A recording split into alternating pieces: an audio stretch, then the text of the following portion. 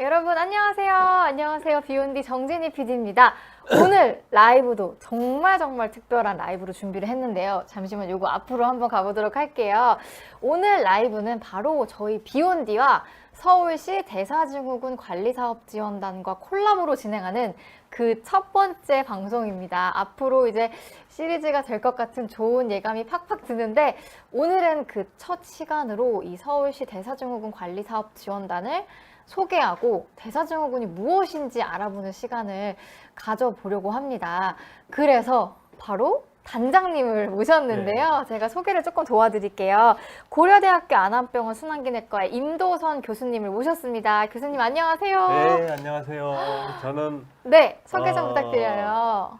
심장내과 전공이고요. 네. 심장도 이제 여러 질병이 많은데 네. 그중에서 이제 혈관, 네. 막힌 혈관은 뚫고 또 뚫린 데는 또 필요하면 막고 네. 이런 그래서 어떻게 말하면 이제 소통을 잘 시켜주는 그런 전공을 하고 있습니다. 오, 네. 그러면은 주요 좀 진료 분야라고 좀 특정 지어주시면 어떤 분야가 있을까요? 그래서 이제 심장혈관 질환은 이제 우리가 흔히 알기로 협심증이나 네. 심근경색증이죠. 이 두 가지 병은 물론 이제 선천성 심장 질환도 있지만 그 혈관병은 기본적으로 이제 우리가 흔히 아는 고혈압, 당뇨, 고지혈증 네. 이런 질환의 합병증으로 돼 있죠. 그래서 이 복잡한 그런 질환입니다. 네, 질환을 좀 주로 보시고 계시다고 예. 네, 설명을 해주시고 계신데요. 오늘 어쨌든 단장님, 이 서울시 대사증후군 관리사업지원단 이름이 조금 어려운데 이 지원단의 단장님 임도선 교수님과 함께 무엇을 할 거냐 하면 대사증후군이 뭔가 들어보기는 했는데 조금 생소해요, 저도. 그래서 이게 뭔가 뭐 혈압이나 당뇨, 뭐 콜레스테롤 이런 거랑 관련이 있는 것 같기는 한데 정확히 어떤 질환인지 조금 헷갈리고 잘 모르는 그런 분들이 저를 포함해서 많이 계실 것 같아요. 그래서 요거를 조금 소개를 해드리고 과연 이 관리지원사업단에서 어떤 또 지원을 하고 있는지 그런 내용을 한번 다뤄보려고 합니다, 교수님. 네.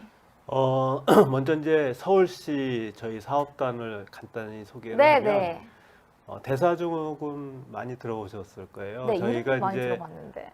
인지율을 보면 서울시의 한 50% 이상 네. 그 대사증후군이 뭔지를 안다. 이제 그 정도 통계를 저희가 갖고 있거든요. 네. 그래서 저희 서울시에서는 2007년에 이 대사증후군이 궁극적으로 심혈관 질환이나 특도 암이나 뇌질환 이런 만성 질환의 근본이 된다라는 생각하에 네. 이 대사증후군 관리를 일반 시민을 대상으로 해야 되겠다. 네. 그렇게 해서 사업을 시작했습니다. 그래서 올해 벌써 13년, 4년 됐고요. 그러니까요. 2007년도에 이 사업이 시작됐다고 들었어요. 네, 그래서 일단 저희가 첫 10년간은 일반 시민 100만 명을 스크린해서 대사증후군을 구별하고 또 대사증후군인 분들은 저희 사업 프로토콜에 따라서 관리를 해서 대사증후군에서 탈피하는 탈출하는 그런 사업을 해오고 있고요. 네. 그 다음 10년은 물론 그런 사업을 계속하고 진행하면서 또 이제 앞으로는 그 방향에서는 이제 대면보단 또 이 코로나 때문에 더욱이 비대면 네. 사업으로 갈 수밖에 없어서 그런 면에 또 치중을 하고 있습니다. 오, 그렇군요. 단장님께서는, 교수님께서는 2014년부터 이 사업단의 단장님을 맡고 계시다고 들었는데요. 이게 서울시 지원을 받아서 하는 거죠? 예, 서울시에서 그 예산을 대고요. 저희 사업단에서는 그 서울의 25개 보건소를 통해서 네. 그 사업을 집행을 하고 관리를 하는 네. 그런 역할을 하고 있습니다. 오, 그렇군요. 과연 그런 자세한 내용은 무엇인지 이제 하나하나 알아보도록 할 텐데, 그 전에 벌써 많은 분들이 들어와 주셔가지고 예. 잠깐 인사를 드려보고 가보면 좋을 것 같아요. 오늘 딸기님, 그 다음에 JR팡님, 양념게장 쿠폰님, 정지환님, 안나 JJ님 들어와 주셨는데요. 오늘 대사증후군과 관련된 궁금하신 내용 많이 질문을 주시면 제가 잘 전달해 드릴 예정이니까요. 많은 질문 부탁드리고요. 오늘 준비해 주신 대사증후군과 비만에 대한 첫 번째 강연 한번 그럼 시작을 해볼까요? 예. 네.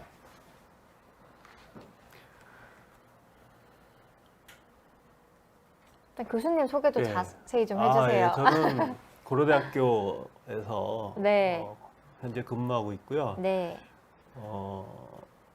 2014년서부터 서울시 대사증후군 관리사업 지원 단장을 맡고 있는데 이제 제가 이제 설명드리는 대로 제가 협심증이나 심근경색증 이런 분들을 치료를 하다 보니까 이 환자 치료보다는 예방이 더 중요하겠다 이런 생각을 많이 하게 됐고요. 그래서 이 심혈관 질환의 전 단계인 대사증후군에 관심을 그래서 갖게 됐고요. 여러분들도 이제 버스에서 혹은 네네. 지하철에서 뭐 오락하자 뭐 이런 광고를 많이 보신 적이 있을 거예요. 본 것 같아요. 예. 네. 그 오락이라는 거는 이제 대사증후군의 구성 요소가 5개인데 그 중에서 3가지 이상이면 대사증후군 이렇게 이제 진단이 붙고요. 네. 그거를 좀 이런 딱딱한 그런 거보다는 좀 재미있게 우리가 일상 속에서 실천을 해보자. 그래서 이제 오락하자, 서울시와 오락하자 네. 이런 광고를 굉장히 많이 했죠. 그래서 많이 보셨을 네, 거예요. 그 슬로건 많이 본 것 같아요. 네. 어머, 여기서 나온 거였군요. 그래서 제가 이제 쓴 책도 보면 네. 삼저 밥상 어떻게 밥을 먹을 거냐, 네. 또 운동과 생활요법 일상에서 어떤 운동을 할 거냐, 또 심장병이라는 건 뭐냐, 뭐 이런 책에 좀 관심을 가져서 많이 책을 썼고요. 네. 또 일부 책은 또 많이 팔리기도 했고요. 오, 그래요? 어떤 책이 가장 많이 팔리셨나요, 교수님? 가슴이 아파요라는 거는 만화책인데요. 아, 이거 뭐 협심증인가요? 예, 협심증이 예를 들면 가슴이 아파서 병원에 오면 아무리 급한 상황에서도 병원에 도착하기만 하면 병원의 시스템에 의해서 다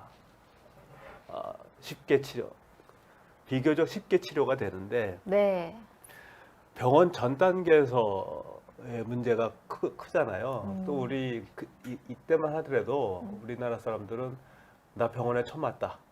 이런 게 또 자랑거리였을 때가 있어요. 오, 그래요? 네, 나는 이제까지 건강했다. 아, 나 이제야 병원에 이제야 간다. 아. 근데 그렇게 이제 병원에 잘 안 오는 또 옛날에는 의료비도 비쌌고 네네. 그래서 이제 병원 전 단계에서 심장병에 대해서 좀 알려보자. 그래서 이제 어떻게 쓸까 하다가 만화로 한번 해보자. 아니, 만화를 다 직접 제가 만화 그리셨- 그린 건 아니고요. 아, 네. 그래서 네네. 글로 이렇게 표현을 해주시고, 또 작가님께서 그림을 그려주시고. 그렇죠. 그래서 그 책이 굉장히 그때 호응이 많았었어요. 진짜요? JR팡님이 몇 판까지 가셨는지 궁금하대요. 저기가 5년 후에 네.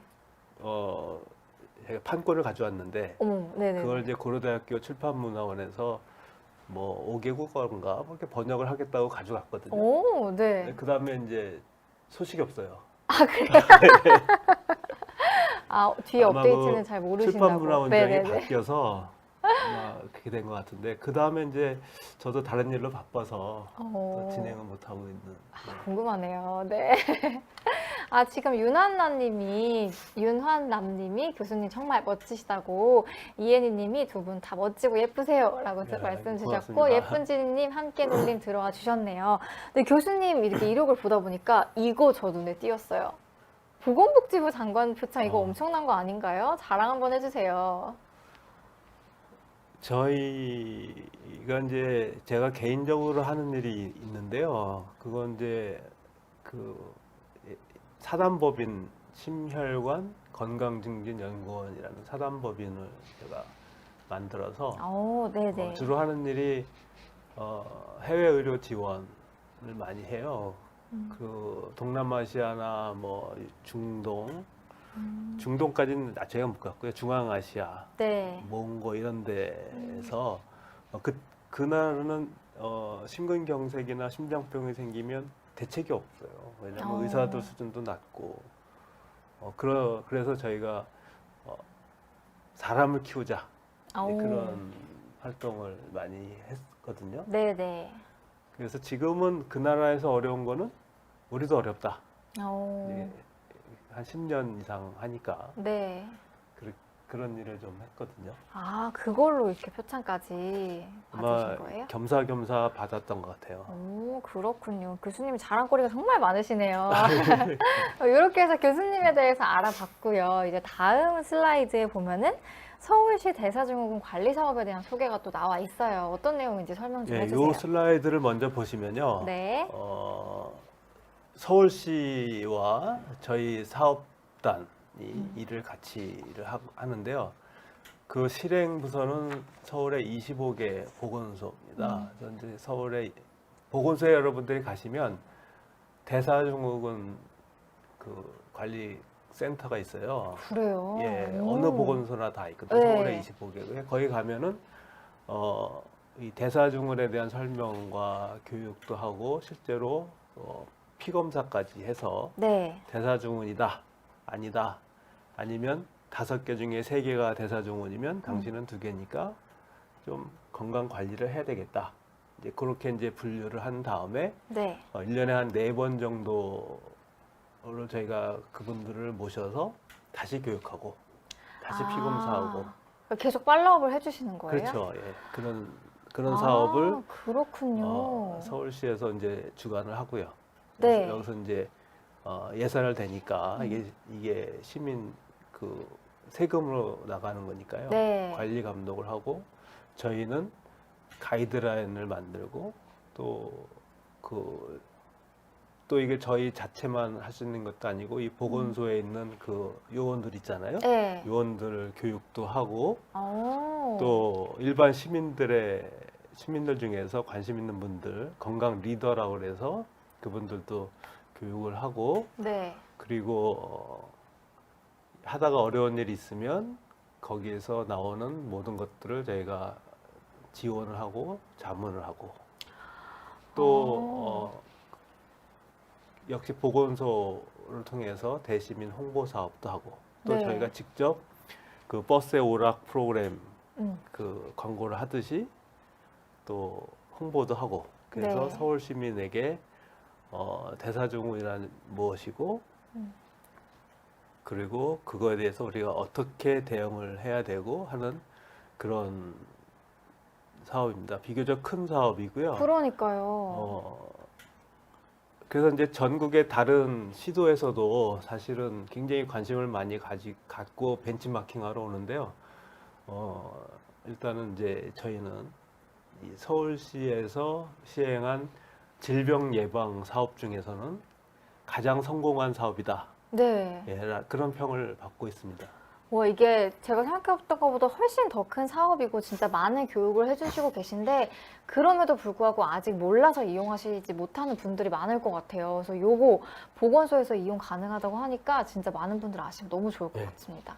근데 요게 지금 정랭커님이 질문 주셨는데 지방에서도 차차 하게 될까요? 라는 질문을 주셨는데 네, 어떻게 보시죠? 그 문제가 이제 네. 제가 대답하기 어려운데요. 네. 왜냐하면 이제 저희는 서울시 사업을 하는데 그 지방은 보건복지부 사업 관할이거든요. 네. 그래서 제 생각에는 이 사업이 이 서울시에서 시작해서 전국 단위로 간 사업들이 몇 개가 있어요. 네. 이제 그런 사업 중에 하나로 좀 전국적으로 시행할 수 있는 그런 사업이 됐으면 하고요. 네. 그래서 이제 질병관리본부나 이런 데하고 이제 상의를 하고 있는데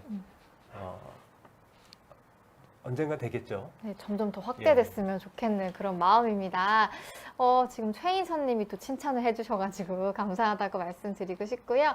그 다음에 또 JR팡님이 질문 주셨는데 이거 피검사 검사 받는 거 자체가 무료냐라고 질문을 주셨어요. 혹시 이 부분에 대해서도 답변이 가능하실까요? 예, 저희 보건소에 오시면 보건소에 대사증후군으로 관심 있어서 왔다고 하면 네. 교육이나 음식이나 운동에 대한 교육뿐만이 아니라 저런 체열해서 하는 피검사까지 다 이제 서울시에서 지원을 해서 하게 됩니다. 이거 너무 좋네요, 진짜. 이거 여러분 서울에서 보건소를 이용하시는 분들이라면 이거 꼭 잘 챙겨보셨으면 좋겠습니다. 그러면 계속해서 질문을 넘어가 보도록 하겠습니다.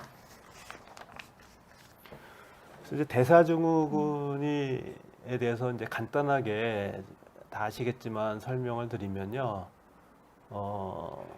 보시면은 5가지 구성 요소죠. 복부 비만, 혈당, 혈압, 그리고 HDL은 좋은 콜레스테롤이라고 우리가 알고 있는데 그게 낮은 거, 그리고 중성 지방이 높은 요 5가지 중에 이제 3가지 이상이 있으면 대사증후군인데요. 네.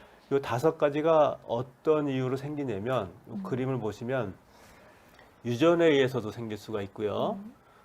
복부 비만, 그리고 운동 부족, 과음, 과식, 스트레스 뭐 이런 원인에 의해서 이 5가지 구성 요소가 이제 문제가 되기 시작하고요.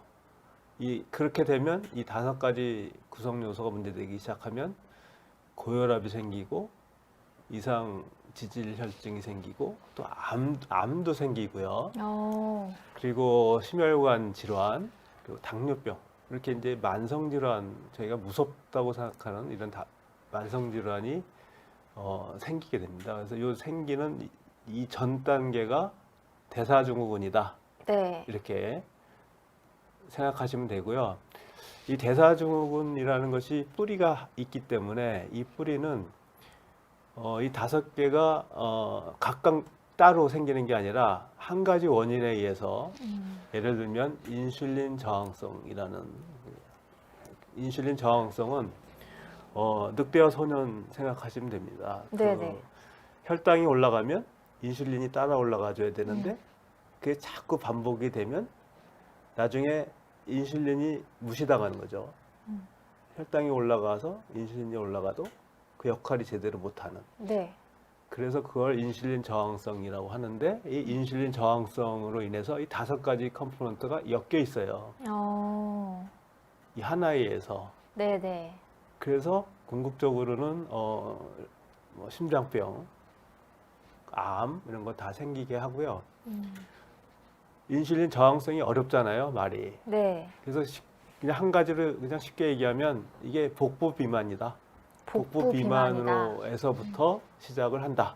네. 이제 그렇게 생각하시면 됩니다. 그래서 네. 대사증후군은 복부 비만, 살찐 사람에서 생기는 병이다. 그 병태 생리는 인슐린 저항성이고 중간 결과는 혈당이 좀 높아지고 혈압이 높아지고 HDL 콜레스테롤이 낮아지고 중성 지방이 높아진다. 그래서 네네. 마지막 결과는 심혈관 질환, 암, 당뇨병 같은 무서운 그런 질환이 생긴다. 네. 네, 그렇게 이해를 하시면 됩니다. 이제 쏙쏙 이해가 갔어요. 요거 한번 짚어주시면 좋을 것 같아요. 복부 비만, 혈당, 혈압, 그다음에 콜레스테롤, 높은 중성지방 요런 네, 게 요거 다음에 네. 다시 이제 제가 설명을 드릴 거거든요. 네, 진단 기준이 이제 뒤에 나오잖아요. 예. 그때 자세히 또 설명을 해주시면 좋을 것 같습니다.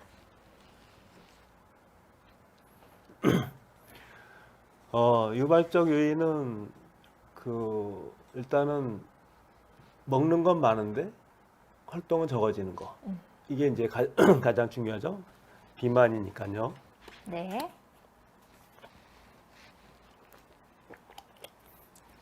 그래서 과체중, 육체활동 저하 이런 것들은 많이 먹고 운동을 적게 한다. 그런 거고요. 네.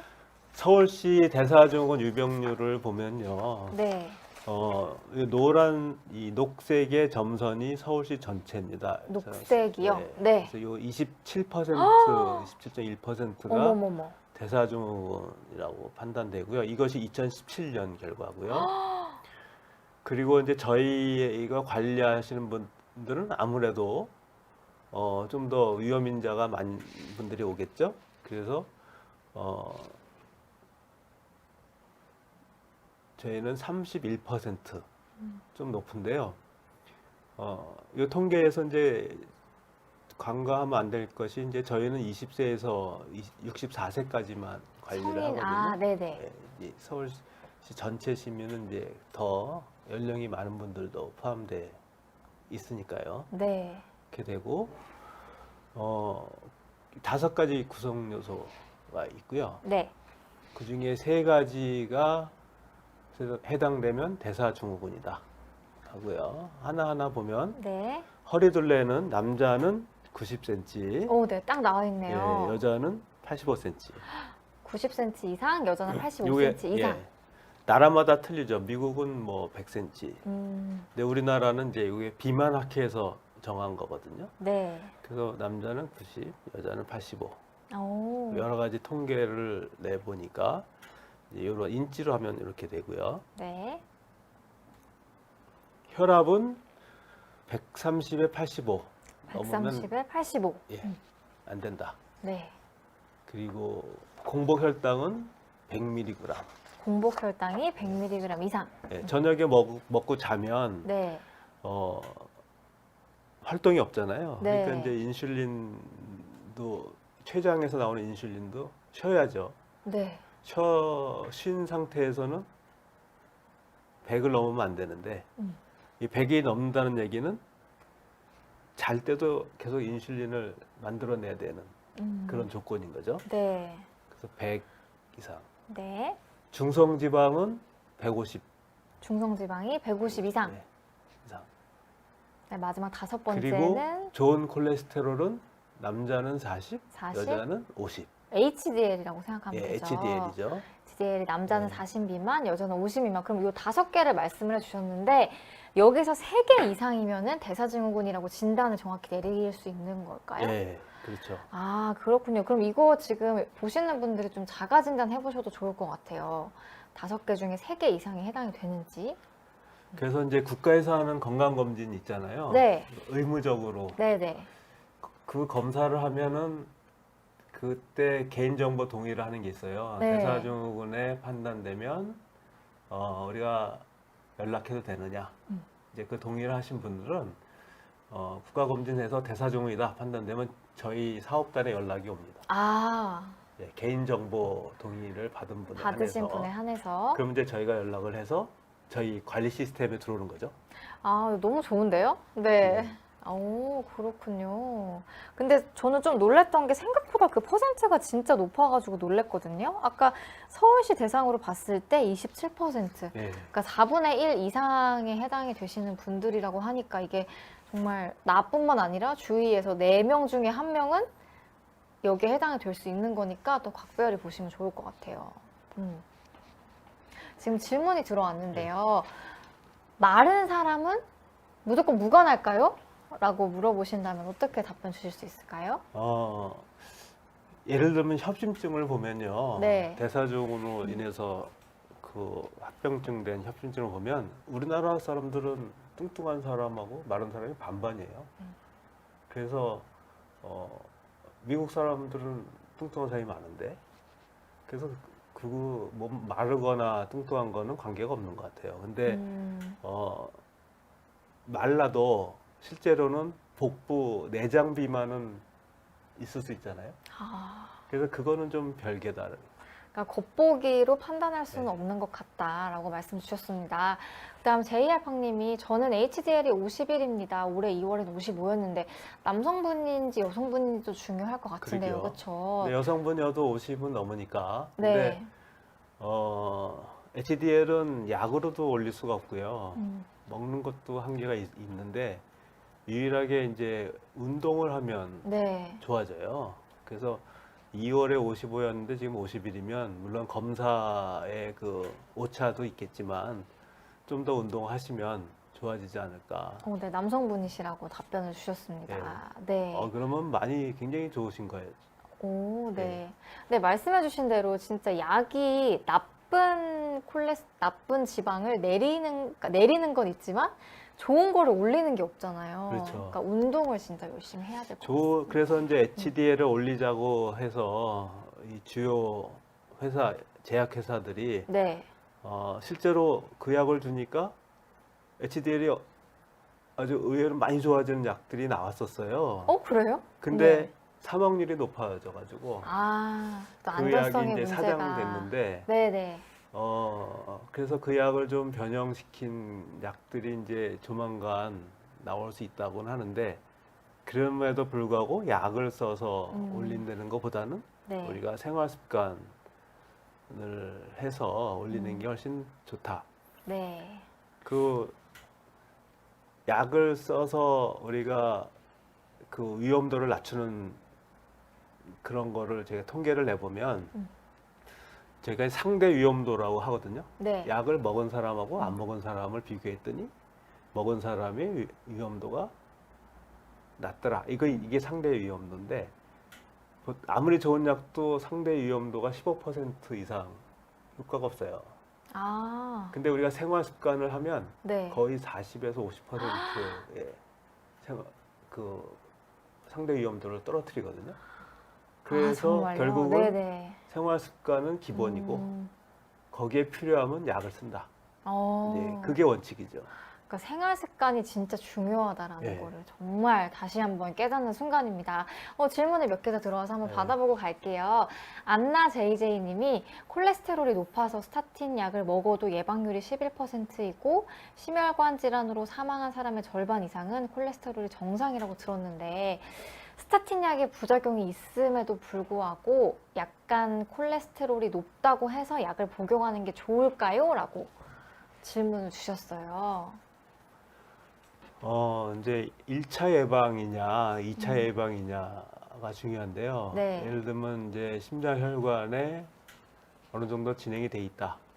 그러면 그때 쓰는 약은 2차 예방이잖아요. 네.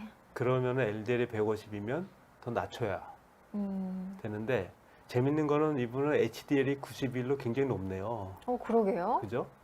이게 상호작용을 하는 것 같아요. 그러니까 총 콜레스테롤은 계산하면 되지만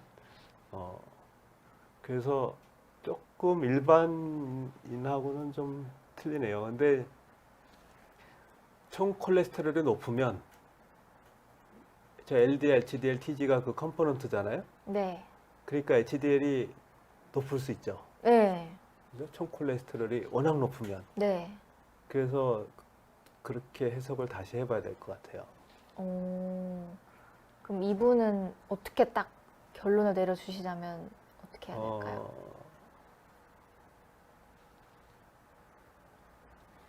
LDL 150이 그렇게 높은 수치는 아니고요. 네. 그리고 만약에 그 심장 혈관에 문제가 있으면 쓰는 게 맞고요. 그렇지 네네. 않으면 생활 습관을 좀 해보는 게 도움이 될 것 같아요. 네. 그럼 또 계속해서 예. 질문을 받아보도록 할게요. 가을 아람님, 당화혈색소가 이제 당뇨의 정말 중요한 지표인데 요거 너무 낮아도 건강에 안 좋을까요? 라고 질문 주셨습니다. 낮은 거는 상관이 없죠. 높은 게 문제가 되죠. 너무 낮은 거는 그러면은 괜찮다. 너무 낮다라는 표현 제가 처음 들어봤는데. 네. 좀 수치를 말씀해 주시면 더 좋을 네. 것 같아요. 네. 다음에 또 계속해서 질문 받아볼게요. 정경님, 전에 TV에서 채식만 하는 스님이 고지혈증인 거를 봤는데요. 요새 비건이 되게 좀 핫한 네. 키워드잖아요. 이거 채식만 고집하는 것도 지질혈증에 영향이 있을지, 이거 저도 너무 궁금한데요. 콜레스테롤은 사실은 간에서 생성하는 거라 네. 꼭 그 음식하고 관계는 없거든요. 거기다가 그 이제 선천성 혹은 가족성 고지혈증도 많아서 저렇게 단순하게 채식만이냐는 이제 살펴봐야 될 것 같아요. 그렇군요. 네. 채식만 해도 올라갈 수는 있다. 올라갈 수 있다. 네. 그 다음에 까미아리보리님, 티지페논정 로제 듀오정 복용 중인데 요거 장기 복용하면 안 좋을까요? 라고 말씀 주셨는데요. 요즘 저기 그 복제약이 너무 많아서요. 네. 그 상품명이 굉장히 네, 다양해가지고. 성분명으로 좀 말씀을 해주시면 더 좋을 것 같은데요. 로제 듀오는 아무래도 혈압약 더하기 콜레스테롤 약인가요? 네, 티지페논은 저희가 보니까 내려서 성분명을 한번 볼게요. 아, 페노피브레이트. 중성지방이 높아서 드시는 것 같고 네. 로제 듀오는 로제듀오도 한번 살펴볼게요. 로제듀오 같은 경우에는 로슈바랑 에제티미버의 세 가지를 복합제. 다 드시네요. 그러니까 네. 콜레스테롤을 위해서는 로제 듀오 이게 그 로즈바스타틴과 에제티마이브. 로즈바스타틴은 이제 스테틴 그 콜레스테롤 형성을 억제시키는 네. 거고 에제티마이브는 장에서 흡수를 억제시키는 거거든요. 이제 콜레스테롤은 옛날에는 이제 잘 못 먹고 그래서 재활용하는 그런 시스템이 잘 발달돼 있어요. 그래서 네. 장에서 한 70%를 흡수를 하거든요. 네네. 재흡수를. 그거를 막아주는 효과가 있고요. 타지페논은 중성지방이 높을 때 쓰는 거거든요. 그래서 네네. 저렇게 세 가지를 다 쓰는 정도면 좀 심하다고 봐야죠. 이렇게 이 중성지방은 우리가 먹거나 활동에 의해서 굉장히 영향을 많이 받는 요소인데 얼마나 높길래 저거를 꼭 써야 되나? 그리고 세 가지 썼을 때는 이제 합병증이 좀 부작용이 좀 세게 나올 수도 있는데 네네. 이분은 이제 그 과정, 그 기간은 지난 것 같아요. 네. 그 기간 지나서 어느 정도 안정된 세 가지 약이 그렇게 된 것 같은데요. 장기 복용이라는 거는 한번 해서 그러면 수치가 얼마에 시작했는데 얼마에 끝났는지 현재 얼마인지 그런 걸 보고 결정을 하면 될 것 같고요.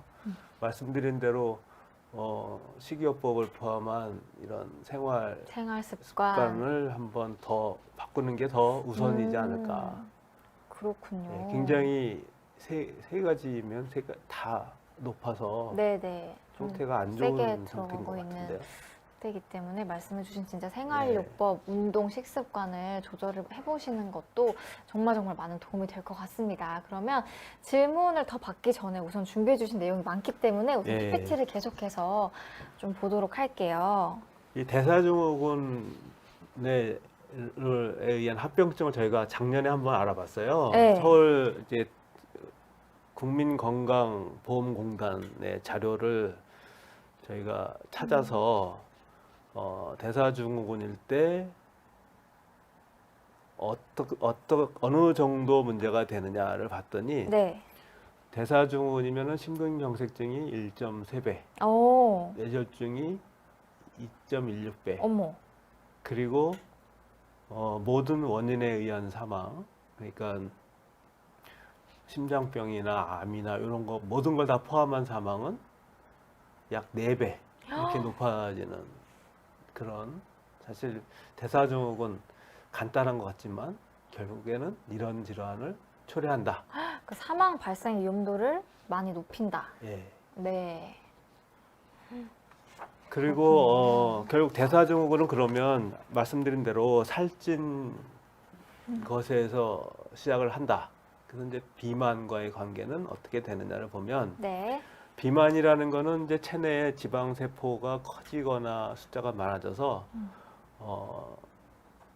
이제 포화돼서 그것이 어디에 쌓이고 있는 그런 것을 비만이라고 하는데요.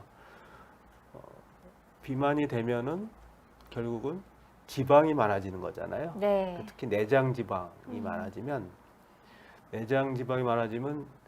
그 지방산, 유리지방산, 이 지방산이 간에도 가고, 그래서 간에서 혈당도 만들게 하고, 또 근육에서는 그 포도당 활용을 떨어뜨리고, 뭐 그러면서 또 염증을 많이 일으켜요. 그래서 이 내장 지방이 많아지면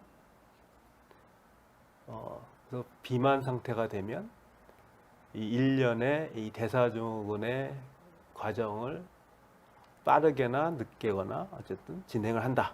네. 그래서 이 비만이 중요하다. 네. 그거고요. 우리나라 비만은 남녀 평균은 34.8%. 3분의 1이네요. 진짜 많아요. 예, 근데 이제 남자는 42.3%. 어머머머. 이게 2016년 데이터인데요. 네. 그 서울시에서는 비슷하게 그 비만의 원인은 뭐 아시는 것처럼 먹는 거하고 운동하고 이 두 가지. 식습관과 물론 운동. 스트레스도 있고 뭐 네. 사회, 문화, 경제적인 요인도 있고 하지만 음. 이런 컴포넌트보다는 더 큰 거는 식사 그리고 운동 이것에 이제 문제다 이렇게 네. 보여지고요. 비만의 정의를 보시면요. 체질량 지수는 몸무게를 키의 제곱으로 나눈 거예요. 네. 그래서 옆에 간단하게 해놨는데 70kg면 네. 키가 170이고 네. 그러면 70을 1.7의 제곱으로 제곱으로 나눈 거예요. 나눈 거. 그래서 BMI라고 24.2. 하죠. 그렇죠. 네. 예. 24.2. 근데 예를 들면은 저 같으면은 175에 그렇게 지금 살쪄 보이지 않잖아요. 네, 딱 그냥 네. 표준 근데- 정상으로 근데 보이시는데요. 이 기준으로 하면 물론 저는 175지만 그래서 우리나라하고는 조금 요 정도 좀 깎아줬으면 좋겠다라. 아, 그럼 교수님은 이거 계산해 보면 얼마 나오세요? 근데 전 계산 안 해봤는데요. 네, 건강 검진을 해보면 네. 이런 얘기 자꾸 나와요. 뭐 몸무게가 좀 관리를 관리를 해라. 해야 된다. 그래서- 오, 진짜요? 그래서 아니 나는 이 정도면 마르다는 소리를 듣는데 오. 환자가 의사 걱정해 주는데 네. 아프세요? 이렇게 어쨌든 기준은 네. 22.9를 기준으로 22.9까지가 정상이다. 예, 하고 있습니다. 네. 그래서 이제 이렇게 피하 지방도 있을 수 있지만 특히 네. 여성들은 갱년기 전까지는 피하 지방이 많죠. 남자들은 복부 지방이 많고 그래서 여성들은 갱년기 지나면 복부 지방이 급격히 진행이 되니까 심혈관 질환도 폐경 전까지는 굉장히 낮다가 갱년기를 전후해서 급격하게 상승을 하게 되죠. 실천 방법은 이제 말씀드린 거 그거에 답니다. 잘 먹고 운동하고. 잘 먹고 운동하고. 네. 아, 이게 근데 말은 쉬운데요, 교수님. 그죠. 말은 쉬운데 네. 실제로는 정말 어렵죠.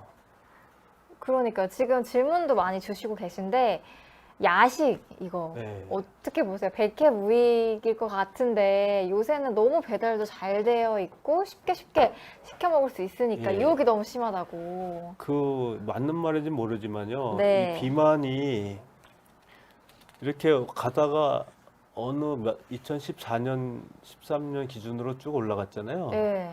이걸 어떤 사람은 이 먹방의 영향이다. 이렇게 그럴 수 있을 것 같아요. 이거 맞는지 잘 모르겠어요. 저는 먹방 잘 안 보는데 이때쯤 생겼나요? 맞아요, 맞아요. 그런가요? 근데 진짜로 저도 식욕이 만약에 좀 없을 때 어떻게 하냐면 일부러 먹방을 보면은 식욕이 진짜 생겨서 네. 먹고 싶어져요. 그거 맞는 것 같아요, 교수님. 그리고 이제 말씀하신 것처럼 요즘 뭐 배달이 음. 쉽고 하니까 그래서 이제 밤 10시에는 냉장고 문을 열지 말라. 10시 이후에는 그런 얘기도 있고 또 10시는 사실 많이 봐준 거죠. 8시 이후에는 냉장고 문을 안 여는 게 좋다. 그리고 저희 내려오는 말에 그런 말 있잖아요. 한 네. 숟갈 적게 먹는 게 좋다. 소식해라. 예.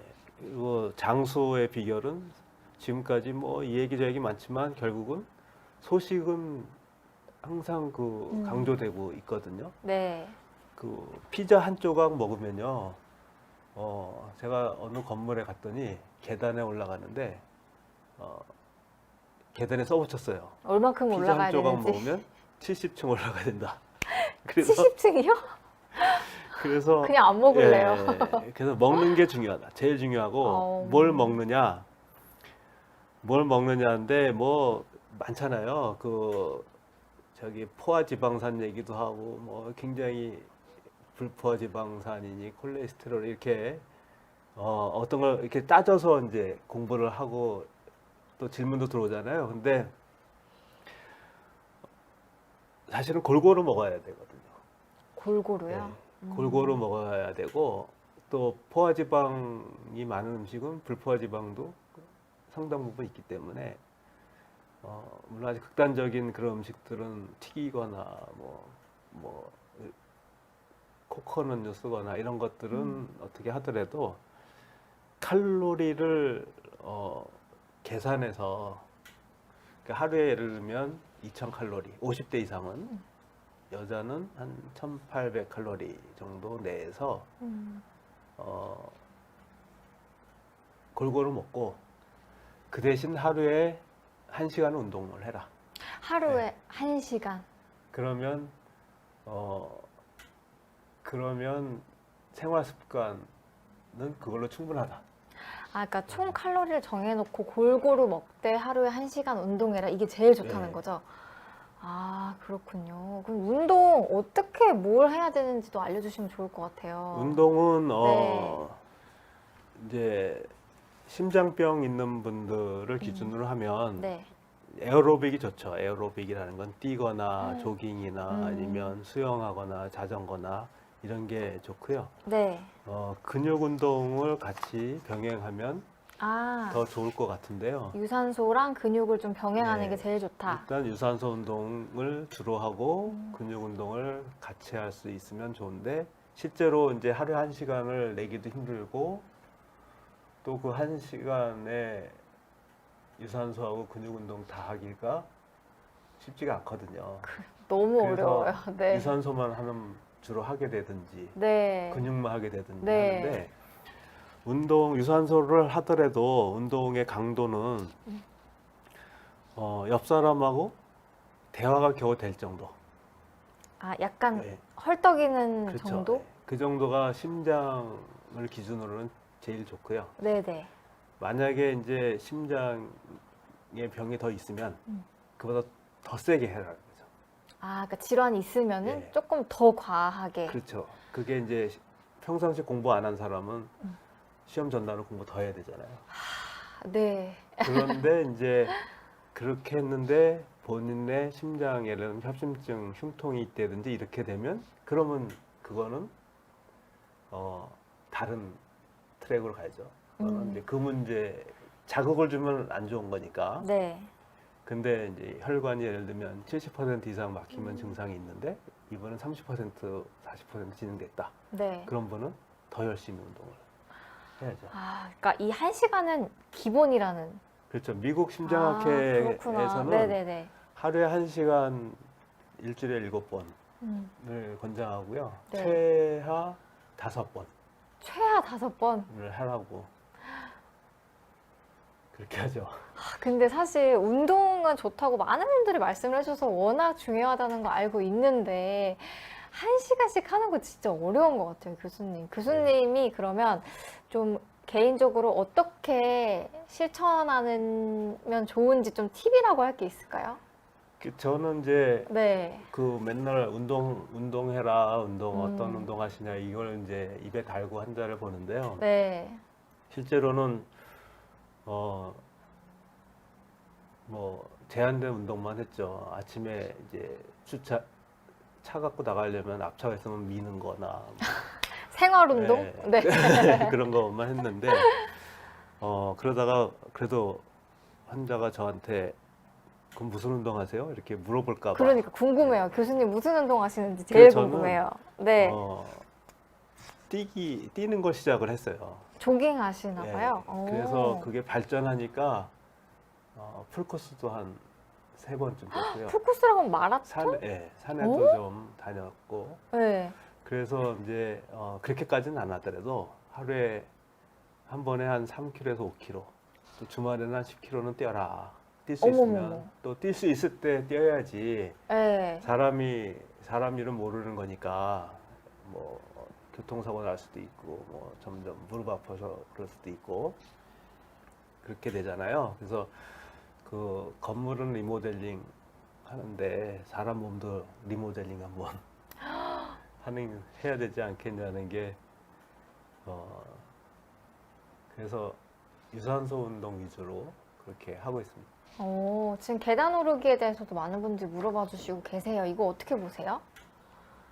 무릎은 올라가는 건 괜찮죠. 네네. 내려올 때 무릎에 무리가 가죠. 그래서 이제 아파트 저 엘리베이터 대신 계단 걷기라고 써였는데 네. 제가 아는 분은 그분은 좀 재밌는데 그 바둑알 같은 돌을 네.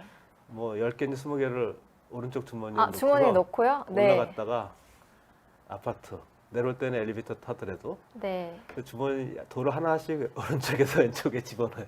아. 그래가지고 네. 세는 뭐, 건가요? 네, 제가 몇 번 왔다 갔다 했는지 사실은 조금 나이 지나면 까먹거든요. 네. 이제 그렇게 운동하는 것도 있고요. 그러니까 무리가 되지 않는 선에서 계단 오르기도 네. 좋게 보시는 거죠. 네, 천천히 하시는 게 좋습니다. 네, 그래서 천천히. 네. 예를 들면 하루에 1시간을 하겠다 마음을 네. 먹었으면 이 동기부여가 제일 중요하니까 네. 그러면 1시간을 이렇게 천천히 걷는 것부터 시작을 하시는 거예요. 네. 천천히 걷다가 여력이 닿으면 뭐 10초, 20초라도 좀 빠른 조깅을 하다가 다시 천천히 걷다가 이렇게 무리하지 않게 걸으면 그렇게 반복적으로 네. 하면 또 어떤 때는 5분도 뛰고 또 힘들면 걷다가 이렇게 한 4주만 하면 네. 그러면 웬만한 조깅은 가능하고 무릎 오. 전혀 안 다칩니다. 아, 그래요? 교수님이 알려주신 방법 잘 기억하시면 좋을 것 같습니다. 근데 지금 설명해 주시다 보니까 시간이 진짜 빨리 가지 않아요, 교수님? 그러네요. 예. 그쵸. 이거 예. 강의 10분 준비해 주신다고 했는데 이게 말씀을 하시고 또 네. 질문도 받고 하다 보니까 진짜 시간이 금방 간 것 같아요. 근데 마지막 슬라이드를 제가 너무 인상 깊게 봐가지고 요거 꼭 설명해 주시면 좋을 것 같아요, 교수님. 마지막 슬라이드가 뭐냐면 요거 한번 예. 설명해 주시면 예. 딱 마무리 정리가 될 것 같거든요. 예, 이게 물론 체중에 따라 음. 틀리죠. 체중에 따라 틀린데 대사증후군 특히 이 비만의 근처에 있는 분들은 네. 한 5에서 10kg 정도 감량을 목표로 하는 것이 제일 적당하다고 생각하고요. 5에서 10kg예요? 퍼센트인가요? 퍼센트요. 퍼센트? 5에서 10%. 아, 자기 몸무게 5에서 10%. 네. 그거를 갑자기 빠지면 그것도 문제가 되잖아요. 오히려 너무 과하면, 천천히 네. 1년, 6개월에서 1년 정도 이렇게 하시는 게 좋고요. 실제로 제가 점심을 안 먹어 보니까 네. 하루에 50g씩 빠지더라고요. 점심만 하루에 스킵해도. 50g. 네네.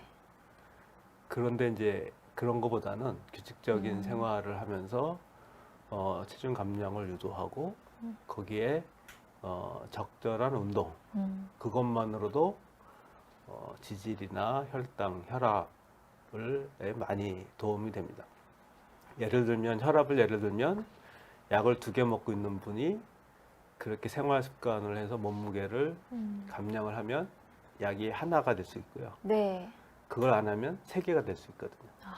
그러니까 혈압약 하나 먹고 있는 분은 생활 습관을 하면 약을 안 먹을 수도 있고 진짜 그 엄청난 변화예요, 진짜. 네네. 안 하면 2개. 안 하면 올라갈 수도 있다. 2개를 끝나는 게 아니라 3개. 3개. 또 다른 네. 질환이 생길 수도 그렇죠. 있고요. 당뇨도 네. 마찬가지죠. 네, 당뇨도 그렇게 하면 약을 먹다가도 안 먹을 수 있고 네. 이제 그렇게 되고 뭐 이렇게 우리가 아까도 말씀드렸지만 포화지방산 뭐 이렇게 자꾸 따지다 보면 열심히 하다가 금방 의욕이 상실해요. 예. 네. 그러니까 그거보다는 골고루 먹되 칼로리를 제한하고 사실 우리가 먹는 칼로리 음식 종류가 100개가 넘는 건 아니잖아요. 몇 번만 체크하면은 예를 들면 밥 한 공기에 100칼로리 이렇게 이제 그렇게 종류가 많지 않아서 네. 계산이 어렵지가 않아요.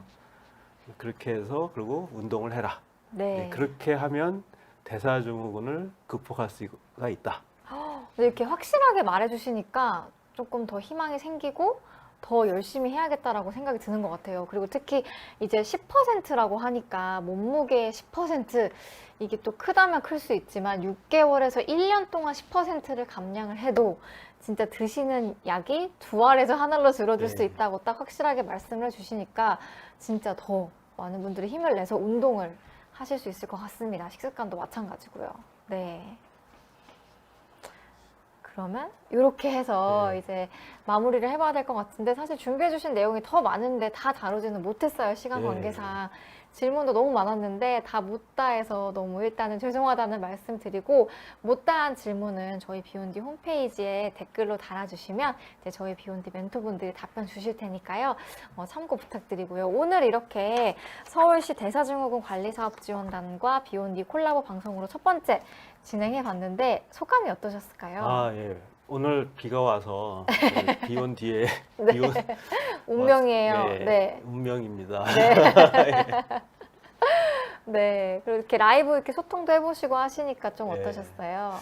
제가 몇 년 전까지만 해도 TV하고 라디오 방송을 즐겨 나갔었는데 네. 그 다음서부터는 다른 여러 가지 이유로 좀 그런 기회가 없었는데 오늘 오랜만에 이렇게 하니까 또 재밌네요. 그러면 또 나와주시는 걸로 예. 제가 알면 될까요? 예, 고맙습니다. 너무너무 감사합니다. 오늘 자료 준비도 많이 해주시고 좋은 말씀도 많이 해주시고 질문도 많이 받아주셔서 너무 감사드리고요. 그럼 또 저희는 다음에 2편으로 대사증후군에 대해서 좀 더 자세히 알아보는 시간을 갖도록 하겠습니다. 비욘디에 비욘디 오시면 성공하신다고 이렇게 댓글도 주셨고 사랑이사님도 감사합니다.